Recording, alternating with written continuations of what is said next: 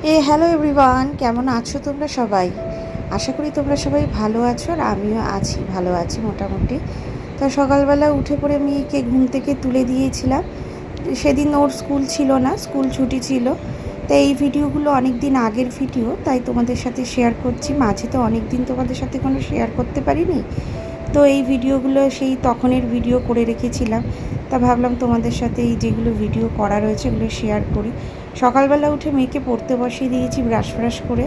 আর এদিকে আমি স্নান টান করে চলে এসেছি, পুজোটাও দিয়ে নিয়েছি সকাল সকাল। কারণ যা গরম পড়েছে, সত্যি কথা বলতে বেলা অবধি বসে থাকা একদমই যাচ্ছে না, খুবই গরম। আর পাখা ছাড়া তো একদম থাকা যাচ্ছে না। তা সেদিন ছিল মঙ্গলবার, আর তা আমি একটু পুজো দিয়ে নিলাম।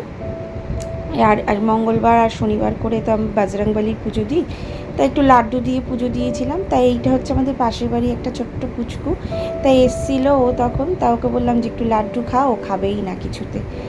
তা সকালবেলাটা তো আমি ওইভাবে কাটালাম বাচ্চাটার সাথে কিছুক্ষণ। তারপর রান্নাবান্না করে নিই। রান্নার দিকে কোনো ভিডিওই করতে পারছি না, কারণ খুবই গরম পড়েছিল।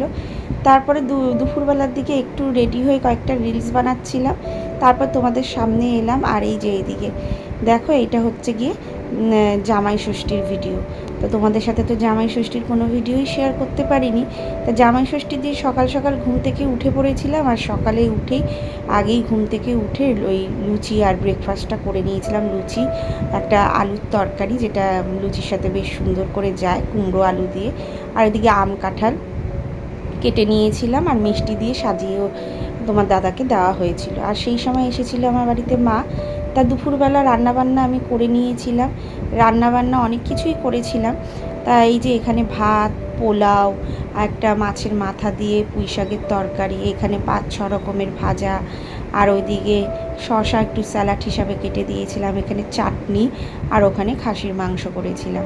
তা সবটাই রান্না করেছিলাম, কিন্তু ওগুলো আর না এত গরম পড়েছিল শেয়ার করতে পারিনি।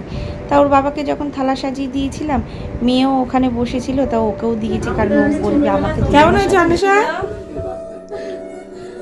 আমাদের জামা কাপড় দিত, আমাদের তো নিয়ম নাই। মহিলাও দিত জামা, তাই দিত জামা, জামাইকে দিত, মাইকে দিত। আর বড় মেয়েও একটু মিস হয়ে গেছে পাঁপড় ভাজা, মা আফসোস করছি। এইটা একটু থাকলে একদম পাঁপড় ছিল আর ফ্রিতে ভেজে দেবো না না। তা ষষ্ঠী রান্নাগুলো যেহেতু আমাকেই করতে হবে, তা আমি ভেবেছিলাম যে আগের দিন সকালবেলায় আমি সব কেটে রেডি করে রেখেছিলাম, আর সকালে উঠে তাড়াতাড়ি করে রান্নাটা করে নিয়েছি। জানি খুব গরম পড়বে, করতে পারবো না, তাই আগের দিনই কেটে রেখে দিয়েছিলাম।